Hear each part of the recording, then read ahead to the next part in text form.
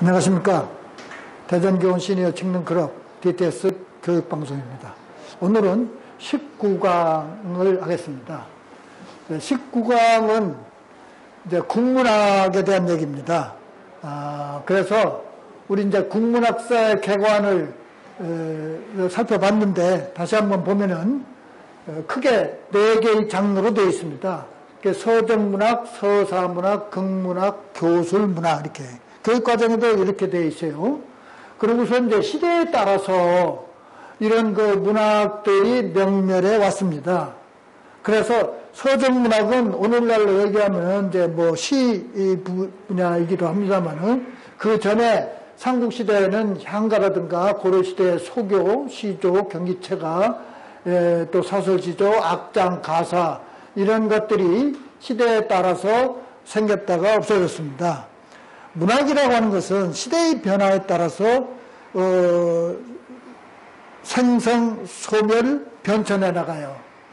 그 다음에 이제 서사문학은 뭐 소설이기도 합니다만은 신화나 전설이나 이런 게 있었고, 고려시대의 가전체, 폐관, 또 이렇게 조선시대의 홍길동전이라든가 금오신화 같은 이제 그 고대 소설이 나왔고, 이제 현대 소설로 이렇게 발전해 왔어요. 그 다음에 극문학은 이제 고전 3대극이라고 그럽니다. 인형극, 가명극, 창극, 꼭두각시 노름이라든가, 탈춤이라든가, 판소리라든가, 이런 것도 가끔 이제 출제가 되기도 합니다. 그 다음에 이제 근대극, 신파극, 이제 현대극, 희곡이 되겠죠. 그 다음에 교술문학은 오늘날 사실은 이게 수필이라고 보겠는데, 이제 옛날 작품들을 보면은 꼭 수필적인 성격보다도 다양한 기행문이라든가 이런 것들이 있어요. 그러니까 오늘날도 서간문이나 기행문이나 이런 것이 다 수필의 범주 속에 들어갑니다만은 현대적인 수필과는 조금 그 고대 교술문학은 좀 차이가 있다고 보겠습니다. 자, 여기 이제 금년에 현대시 한 편하고 현대소설 한 편하고 이렇게 2개가 나와서 6문제가 출제가 됐어요. 이제 김수영 선생의 이제 눈이라고 하는 작품. 이건 아주 유명한 작품이고 출제가 많이 되는 작품입니다. 우리가 시를 공부할 때 제일 먼저 해둬야 될 것이, 알아둬야 될 것이 뭐예요? 근데 시에서는 제일 중요한 것이 운율입니다. 운율. 운율은 어떤 것이든지 반복에 의해서 이루어지는 거예요. 그러니까 음수라든가 글자 수라든가 음보라든가 단어라든가 이런 것들이 같은 위치에서 이렇게 이제 반복됐을 때 이거는 이제 운율에 해당이 됩니다. 그래서 이 운율의 반복은 의미를 강조하기 위해서 써요. 그래서 이제 운율은 겉으로 보면 그냥 드러나요. 시조나 향가나 이런 것들이 어떻게 짜여져 있느냐 하는 것이 겉으로 드러나 있는 것이 이제 운율의 특성입니다. 그래서 그것이 이제 하나 알고, 그 다음에는 이제 꼭 해둬야 될 것이 이미지예요. 이미지. 이미지는 감각입니다. 이 시에 쓰이고 있는 감각이 시각이냐 청각이냐 공감각이냐 이것을 이해를 해야 돼요. 현대 모더니즘은, 현대시는 이런 이미지즘에 의한 시거든요. 그래서 이런 감각적인 표현이 되어 있는데 그거에 대한 이해가 돼야 됩니다. 그 다음에 하나는 또 상징입니다. 여기서 사용되는 시어들이 어떤 함축적인 의미를 가지고 있느냐. 문학은 함축적인 언어를 쓴다 그랬죠? 있느냐. 그래서 이 3개가 시의 3요소라고 되어 있습니다. 막 의미의 관계가 있겠습니다만은. 그래서 늘상 시가 있으면은 이 3가지를 염두에 두고서 해야 돼요. 그 다음에 이제 하나를 더 곁들인다 한다면은 어조입니다. 어조. 말시예요, 말시. 이 시에서는 어떤 말시를 쓰고 있어요? 경어를 쓴다 그러면은 여성 편향적이라 그러고, 이런 식으로 살아있다, 기침을 하자, 이런 식으로 되면은 이걸 남성편향적이라고 그럽니다. 이 남성편향적인 어조로 된 시는 강한 의지를 나타낸 시예요. 그러니까 이 시는 일단은 작자의 어떤 의지가 강하게 드러나 있다 라고 생각하시면 되겠습니다. 그리고 지금 이제 시는 행과 예언으로 되어 있습니다. 그래서 그 행들이 어떻게 짜여져 있느냐, 예언이 어떻게 구성되어 있느냐, 이거에 대한 이해가 돼야 됩니다. 외형적으로 볼 때 그렇죠. 자, 그래서 눈은 살아있다, 떨어진 눈은 살아있다. 자, 살아있다가 연속으로 나오는 거, 마당의 눈은 살아있다. 자, 이게 뭘까요? 이 시의 주제성을 나타내는 강한 운율이 되겠습니다. 그래서 이것을 주의 깊게 봐야 돼요. 이 연에서는 기침을 하자 이렇게 했어요. 젊은 시에는 기침을 하자, 눈 위에 기침을 하자, 기침을 하자. 자, 이게 몇 번씩이나 나왔어요. 이렇게 같은 말들을 반복해 썼습니다. 또 눈은 살아있다. 다시 또 앞에 1절에서 얘기했던 살아있다가 나옵니다. 그리고 또 지나도록 눈은 살아있다. 또 반복되어 있죠. 좀 아주 심화되어 있다고 보겠습니다. 기침을 하자, 또 기침을 하자 이렇게 나왔습니다. 기침을 하자, 마음껏 가래라도 뱉자. 하나 이렇게. 자, 지금 가만히 보면은 이렇게 어떤 말들이 반복됐는데 1년, 2년, 3년, 4년 이렇게 4년으로 되어 있어요. 근데 이것이 이제 또 대칭으로 되어 있다고 보겠습니다. 자, 눈은 살아있다. 근데 눈. 여기도 눈은 살아있다 하고 눈. 대칭으로 되어 있어요. 이게 상당히 심화됐다고 볼 수 있겠는데, 야, 여기서 눈이 어떤 의미를 지니고 있겠느냐? 왜 살아있다라고 하는 말을 반복했겠느냐? 이것을 잘 생각해야 됩니다. 또 기침을 하자 이렇게 해놓고서 이제 기침, 핵심어가 그렇죠. 여기도 또 이제 기침이 나옵니다. 여기는 이제 기침보다도 더 더러운 가래까지 나오고 있어요. 자, 이 시를 볼 때 상당히 단순하면서도 이 시는 상당히 뭔가 의미를 많이 가지고 있는 시입니다. 여기서 눈과 기침은, 눈은 하늘에서 떨어지는 아주 순수하고 곱고 아름다운 겁니다. 근데 이게 살아있다는 거예요. 그러니까 순수는 살아있다. 그런 얘기입니다. 순수는 살아있다. 여기에 기침을 하자. 그런 것은, 이거는 이제 좀 더러운 거죠. 더러운 거. 비순수가 됩니다. 예. 그러니까 내면에 있는 더러운 것을 토해내자는 그런 얘기입니다. 그래서 이 눈과 기침은 서로 대립되어 있는 상대적인 그 시어가 되게 됐어요. 여기도 마찬가지입니다. 1년보다도 더 심하게 죽음을 잊어버린 영혼과 육체, 이게 뭐예요? 인간의 삶이죠. 눈은 살아있다. 그래서 순수는 살아있다. 는 그런 의미가 되겠고, 여기서는 또 기침을 하자, 젊은 시인 기침을 하자, 가래라도 뱉자, 이렇게 되어 있어요. 아주 속에 있는 불순한 것들을 다 토해내자. 청의음으로 썼습니다.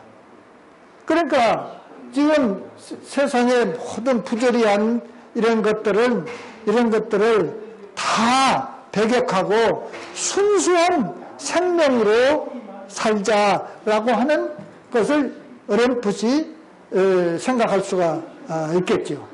그래서 눈과 기침과의 대립되는 상징성을 통해서 작자가 지금 지향하고 있는 세계는 눈의 세계, 순결의 세계, 정의 세계. 김수영의 작품의 특징은 이분을 우리는 참여 시인이라고 그럽니다. 참여 시인. 참여 시인이라고 하는 말은 부조리한 현실을 비판하고 그것을 타개하려고 하는 그런 의지를 나타낸 시인을 참여 시인이라고 그래요. 그래서 현대에는 그 고은 선생이라든가 김지아 선생이라든가 신동엽 선생이라든가 이런 분들이 그 현실 비판적인 현실 참여 시인에 해당되고, 일제시대 때는 알다시피 이상화라든가 이육사라든가 또 그 윤동주라든가 이런 분들이 항일 저항 시인이라고 널리 알려져 있잖아요. 그러니까 일제시대 때는 그 저항 시인들이 있었고, 현대 50년, 60년대, 70년대에 있어서는 현실에 대한 어떤 부조리한 것을 비판하려고 하는 참여 시인들이 있었습니다. 그래서 이 시는 아주 상징적이며 남성 편향적이면서 비판적인 그런 시의 특성을 가지고 있어요.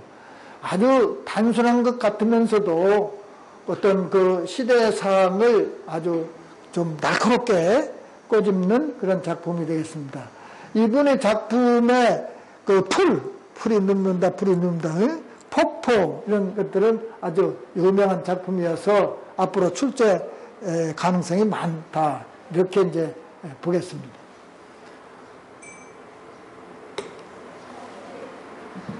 그 다음에 이것도 이제 시입니다만은, 이것은 이제 요 화면 구성상 이렇게 이제 행을 꺾어놨는데, 이제 지금 앞에서 했던 시와 같이 그런 식으로 감상하면 되겠습니다. 우리가 눈발이라면 허공에 쭈삣쭈삣 흩날리는 진눈꺼비는 되지 말자. 되지 말자라고 하는 것은 거부하는 거죠. 눈발이면 순수하고 이런 것이 돼야 되는데, 진눈꺼비는, 이거는 이제 눈발과 진눈꺼비는 좀 상대적인 그 시야라고 보겠습니다. 바람이 불고 춥고 어둡다 해도 아주 세상이 살기가 힘들죠. 사람이 사는 나라의 가장 낮은 곳으로 아주 그 서민들의 세계 속으로 따뜻한 한방눈이 되자, 뭔가 이게 포근하게 감싸주는 그런 눈이 되자.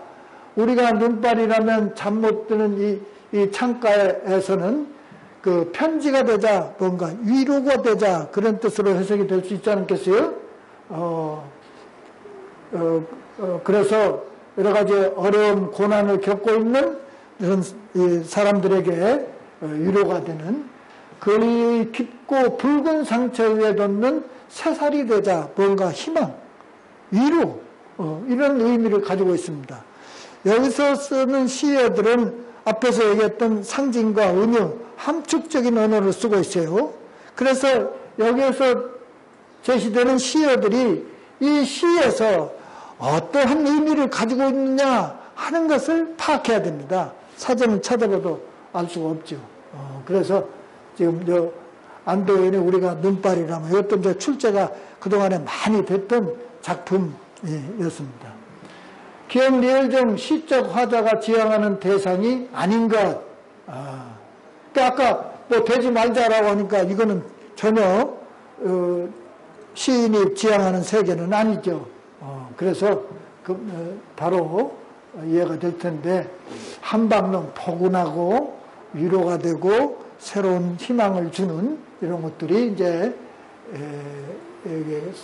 눈발과 관계에 있는 상징적인 의미가 되겠습니다. 그 다음에 가와 같은 심상이 나타난, 심상이라는 게 뭐예요? 앞에서 얘기했던 이미지입니다. 이미지라는 게 뭐예요? 감각이에요. 감각. 감각은 시각적, 오각 있죠? 후각적, 미각적, 촉각적, 이런 청각적, 그 다음에 이제 공감각적 이런 게 있는데, 이 붉은 상처는 그 감각 중에서 어디에 해당되겠느냐 하는 얘기입니다. 가와 같은 심상이 나타나, 심상은 이미지입니다. 이미지는 감각입니다. 감각. 그렇죠? 감각입니다. 향기로운 꽃냄새 하면은 뭐예요? 냄새 맡는 거죠. 이거는 이제 후각입니다. 후각. 그렇죠? 짭조름한 소금 맛. 이제 이건 미각이죠. 미각. 활짝 핀 노란 개나리 하면은 색깔을 나타내니까 이게 뭐예요? 시각이죠. 시각. 그렇죠? 시각. 개구리 소리 개굴개굴 하면은 이거는 이제 청각 이렇게 되어 있습니다. 그래서 이 시는 이런 감각적인 시어를 써서 독자들에게 뭔가 영상, 심상, 마음속으로 그리는 세계를 좀 구체화하려고 해요. 그래서 여기서 쓰이고 있는 이제 그 이미지를 이해를 해야 됩니다. 눈발이나 한방눈이나 이런 것들도 이제 그 시각적인 그런 감각에 해당이 되겠죠. 그 다음에 이건 이제 소설입니다. 자, 우리가 소설에서 중요하게 생각해야 될 요소가 있는데 그 소설의 요소가 뭐가 있어요? 소설의 3요소 하면은 주제, 구성, 문체입니다. 주제, 구성, 문체. 구성의 3요소 하면은 인물, 사건, 배경이에요. 소설은 서술과 묘사로 되어 있습니다. 서술이라고 하는 것은 이야기를 전개했다는 얘기예요. 전개 나간다는 얘기고, 묘사는 어떤 대상을 구체적으로 나타냈다는 얘기입니다. 배경을 또는 인물을 또는 심리를 그런 식으로 나타내는 것이 이제 그 묘사가 되겠는데, 여러 가지 요소 속에서 소설에서 제일 중요한 요소는 뭘까요? 현대소설에서 제일 중요한 요소, 지금 여러 가지 요소, 6개의 요소를 얘기했는데 그 중에서 제일 중요한 요소는 요 인물입니다. 인물. 어떤 인물이 등장해서 어떻게 이야기를 전개 나가고 있으며 그것을 통해서 작자가 무엇을 말하려고 하는 것이냐 하는 것을 이제 인물을 통해서 나타내는데, 이 인물이 지금 이 글에서는 딱 볼 때 어떻게 묘사되어 있어요. 그러니까 이야기식으로 됐어요. 대화나 행동으로 인물을 나타내고 있어요. 여기 보면은 이렇게 대화가 나오죠. 대화가 나오죠. 이렇게 이제 대화가 나와 있는 거는 이게 이제 간접 묘사라고 해서 쇼잉이랍니다. 쇼잉. 텔링과 쇼잉 이렇게 있다고 그랬었는데, 그래서 여기에 이제 대화가 없이 그냥 쭉 서술식으로 되어 있는 것과 이렇게 대화가 이렇게 나와서 나타내는 것과는 좀 다릅니다. 그래서 이 대화를 통해서 이 인물의 심리가, 성격이, 주제성이 뭐냐 하는 것을 추리를 해야 돼요. 자, 여기 나와 보세요. 영다리가 농인 것들을 받아진 백화는, 자, 영다리라고 하는 인물이 나왔고, 백화라고 하는 사람은 눈이 붉게 충혈되었다. 왜 눈이 붉게 충혈됐을까? 이게 표정이나 그 행동이나 말이나 이것을 통해서 그 인물의 심리를 이해를 해야 돼요. 그 여자는 더듬거리며 물었다. 아무도 안 가나요? 이렇게.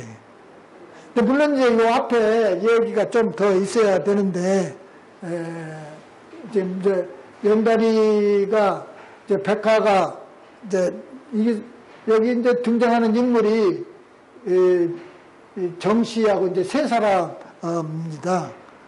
뭐 70년대 산업화 시대로 인해서 그 고향을 버리고 떠돌아다니는 일반 그 서민들, 노동자들 이런 사람들의 그 애환을 그린 것이 이 산포로 가는 길인데, 여기에 이제 등장하는 인물이 세 사람이에요.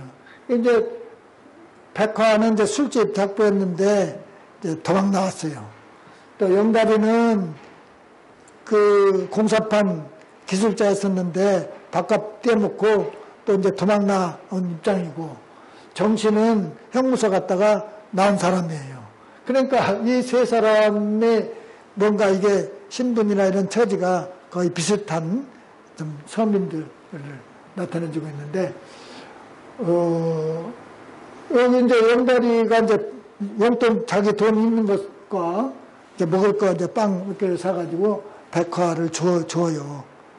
그러니까 이게 참 다 같이 어려운 형편인데 돈 주고 먹을 것도 주니까 얼마나 고맙겠어요. 그래서 이제 그 고마움을 이렇게 가지고 있는 사람입니다.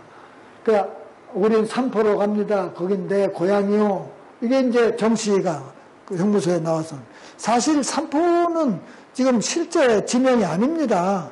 이 작품의 주제성과 같이 실향민들이 참 마음속으로 그리는 고향에 대한 향수, 고향을 가고 싶어하는 염원, 이제 이런 것이 이제 이 작품 속에 나타나 있는데, 그게 이제 삼포이기도 합니다. 사람들이 개찰구로 나가고, 이제 공간적 배경이 어디냐, 뭐 이런 개찰구, 이제 기차역이라고 볼 수 있겠죠. 보통을 들고 일어섰다.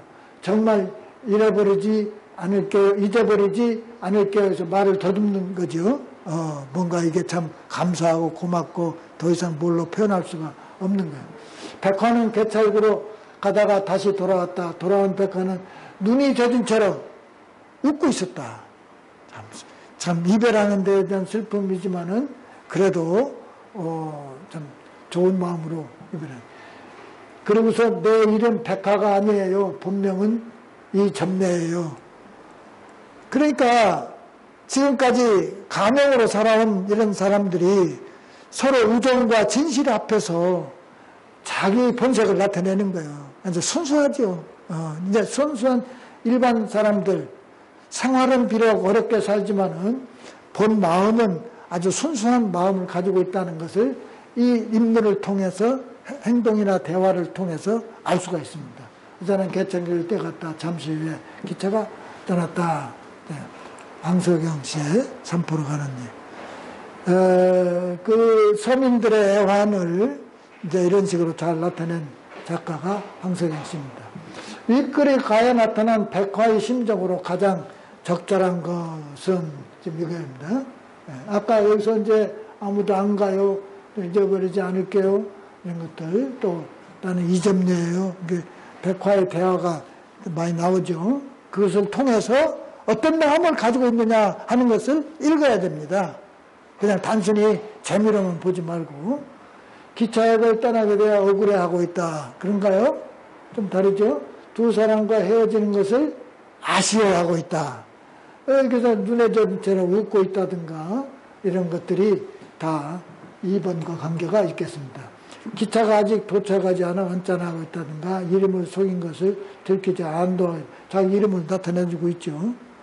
어떻든 이 질문이 좀 길게 되어 있기는 합니다만은 반드시 읽어야 아는데 읽을 때 그 인물의 말이나 행동이나 인물 간의 관계를 이해를 해가면서 읽어야 이 문제를 풀 수가 있다 그런 얘기입니다. 이거 잠깐 이제 그 실향민의 아픔을 나타낸 그런 주제성을 가지고 있다 얘기입니다. 그 다음에 이 문제는 이런 형태의 글이 문학 장르로 어디에 해당되느냐 그 장르 구별을 알기 위해서 문제가 나온 거예요. 내용이 뭐 크게 중요한 게 아니라 그 형식이 어떤 형식으로 되어 있느냐 하는 게 때 심한 흉년이든 어느 여름 시간적 배경이죠. 농촌의 어느 마을 이거는 뭐예요? 공간적입니다. 장소의 얘기죠. 장소. 때 곧 나오는 인물, 등장하는 인물, 농부의 아내 사람, 뭐 개구리 이제 사람 그래서 여기까지가 요게 이제 이런 글에서 해설에 해당됩니다. 해설. 그리고 농부 이제 인물이죠. 한숨을 쉬며 여기 이제 대화 속에 가로로 되어 있는 것이 이게 지문이에요. 지문. 그리고서 그 지문 아래에 이제 이렇게 나와 있는 것이 이게 대화입니다. 대화예요. 대화. 이거 한번 쓰면 잘 안 되네. 대화. 그래서 해설, 지문, 대화로 되어 있는 장르가 어떤 글이에요? 이것은 희곡이 그렇습니다. 희곡. 그러니까 희곡은 해설지문 대사로 되어 있어요. 대사 속에는 이제 독백, 대화, 방백 이렇게 있긴 합니다만은, 그래서 희곡의 구성 요소를 이해를 해야 되고, 여기에 이제 씬, 남다, 뭐 일 이런 게 이제 장면 표시가 들어가면은 이게 뭐가 돼요?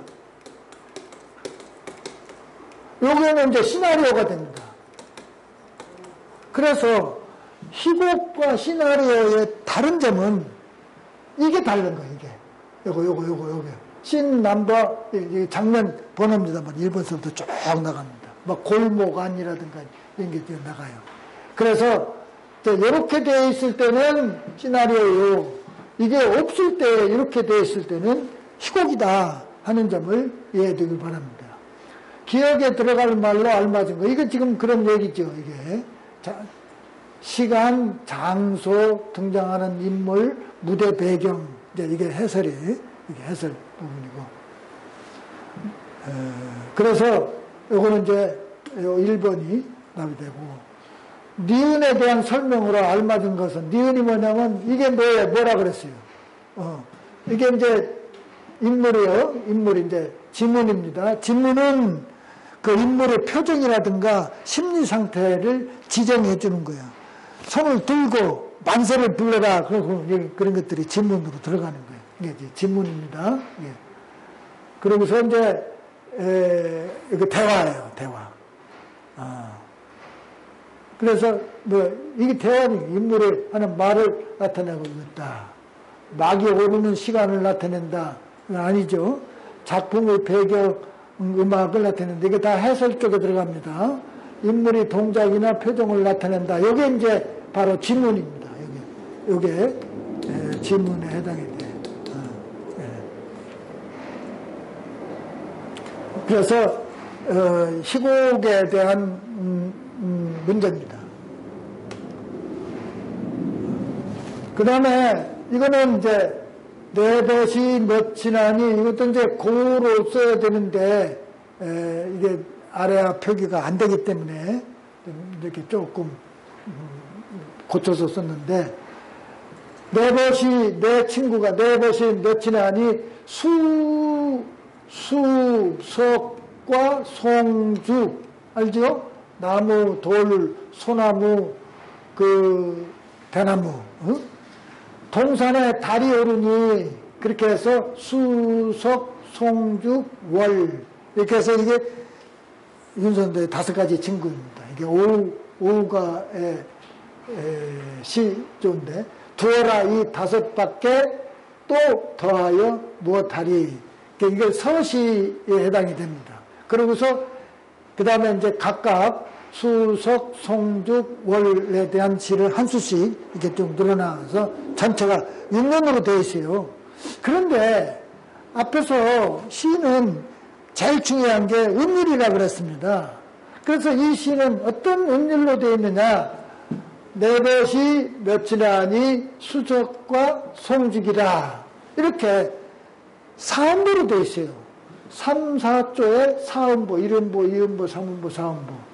동산에 달 오르니 기더욱 반갑고야. 두어라 이 5밖에 또 더하여 무엇하리. 이렇게 되어 있습니다. 그래서 시조는, 이게 시조인데, 시조는 초장, 이게 중장, 종장, 이렇게 되어 있어요. 예. 그리고서 이제 사음보, 음보가 사음보, 1음보, 2음보, 3음보. 또 음수가 석자 내지 넉자 이렇게 되어 있습니다. 시조는 정형시입니다. 정형시는 이런 형태에 맞춰서 쓰라는 얘기예요.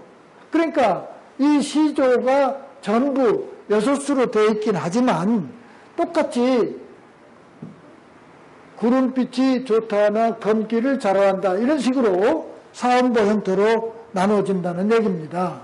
알겠죠?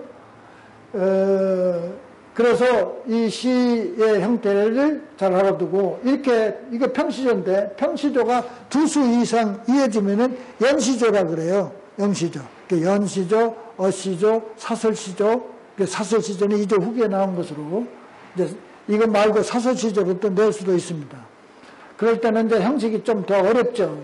이 평시조보다는. 그러나 사설시조가 됐던 이유는 초장, 중장, 종장이 3장으로 되어 있다는 점을 이제 알고 있어야 돼요. 초장, 중장, 초장, 중장, 종장, 초장, 중장, 종장. 이렇게. 그래서 윗글에 대한 설명으로 가장 적절한 것은 후렴글을 사용해서 반복하고 있다. 후렴글을 쓰고 있는 것은 어떤 거예요?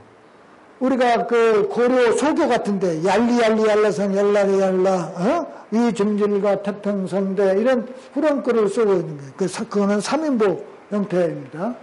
물론 윤선도의 그 어부 사시사 같은 경우는 이게 후렴구가 들어있어요. 그래서 그런 시조를 출제할 때는 이제 후렴구가 있어서 이제 좀 혼란스럽기도 합니다만은 원래 시조는 후렴구가 없는 거예요. 종장의 첫 음보를 삼음절로 맞추고 있다. 야, 이게 중요한 얘기입니다. 이 형식상의 특징이 초장, 중장, 종장, 사음보, 3, 4조로 되어 있는데 반드시 종장의 첫 어절은 석자로 돼야 된다는 얘기야. 그것이 이제 평시조의 또는 시조의 기본 율격이다 이렇게 생각하면 되겠습니다. 그래서 이게 여기 이제 삼음보를 삼음절로 맞추고 있다 이런 것이 답이 됩니다. 기성전결 이건 한시에서 얘기합니다. 기성전결은 한시에서 얘기합니다. 오음절규나 칠언율시나 이런 것들이 있는데 사단구성으로 내용을 전개하고 있다. 이제 요게 한시에서 하는 얘기고 332조를 기본으로 삼음보일거를 가지고 있다. 요거는 이제 1번하고 4번이 이제 고려 소교에 대한 얘기입니다. 고려 소교. 사르리 랐다. 청산에 사르리 랐다. 머루랑 다래랑 먹고 이런 식으로 되어 있어요. 그래서 332조. 그러니까 고려 소교나 또는 그 영교천가 같은 악장이나 이런 것들이 형식상 전부 다릅니다. 그래서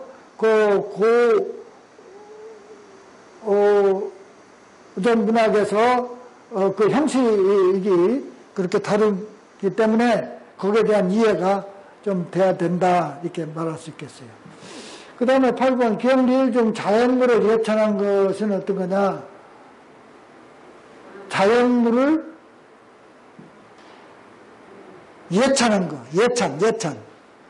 이게 구름빛이 좋다나 이게 예찬입니까? 자꾸 변한다는 얘기죠. 바람소리 막다나 그칠지 이게 또 변한다는 얘기죠.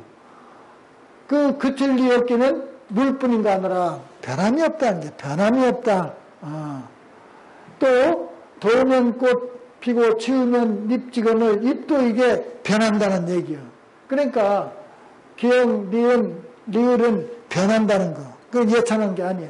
물. 아까 여기서 얘기하는 수석, 송죽, 달. 이렇게 얘기합니다. 그래서 이제 자연물을 예찬한 것은 디귿. 이렇게 답이 되겠죠. 그 다음에 요거는 이제 그 정약용의 수호제일이라고 그러는데 요거는 교술문학입니다. 교술문학은 지금 같으면 이제 수필과 같은 것이죠. 아주 재미있는 그 글인데 잘 보세요. 천하 만물 중에 지켜야 할 것은 오직 나뿐이다. 지켜야 할 것은 나뿐이야. 지키는 것은 나. 원래 이 수오제기 이 제목 속에 이 글의 주제가 딱 드러나 있어요. 수오 나를 지킨다요. 그래서 다산 선생이 거처하는 집이 당호가 수오제거든. 나를 지키기 위한 집이다. 뭐 이제 그런 뜻을 가지고 있는. 근데 거기에 대한 기록, 거기에 대한 소감, 감상을 쓴 거지요, 수호대기. 예. 그 나쁩니다. 내 밭을 지고 도망갈 사람이 있겠느냐? 지킬 필요가 없다, 이거요. 내 집을 지고 달아날 사람이 있겠는가? 이것도 지킬 필요가 없다, 이게요. 내 동산의 꽃나무나 과실나무를 누가 뽑아가겠느냐? 지킬 필요가 없어요. 내 책을 훔쳐가서 없애버릴 사람이 있겠느냐? 내 책도 지킬 필요가 없어. 그 성현들의 경전들이 이 세상에 널려 퍼져서 물과 불처럼 흔한데 누가 능히 없앨 수 있겠느냐? 지킬 필요가 없다 이거예요. 내 옷과 양식, 쌀 먹을 것을 도둑질하여 나를 궁핍하게 만들 수 있겠느냐? 이것도 아니다 이게요. 천하의 실이 모두 내 옷이요. 천하의 곡식이 모두 내 양식이 될 수가 있다. 도둑이 비록 훔쳐간다 한들 하나 둘에 불과할 터 천하의 모든 옷과 곡식을 다 없앨 수는 없다. 따라서 천하 만물 중에 꼭 지켜야만 하는 것은 없다. 그럼 뭐만 있는 거예요? 처음에는 나만 지키면 된다. 그런 얘기입니다. 이게 이제 끝까지 잘 읽어봐야 여기서 작자가 말하려고 하는 것이 뭐냐 하는 것을 알 수가 있어요. 수호제기 아주 재밌는 가의 내용을 고려할 때 기억, 리을 중 성격이 다른 하나는 지금 이거 얘기입니다. 다 지킬 필요가 없어. 가지고 와도 또 뭐 아쉬워할 게 없습니다. 그러나 나는 지키자. 그래서 여기서는 이제 기억이 답이 되겠습니다.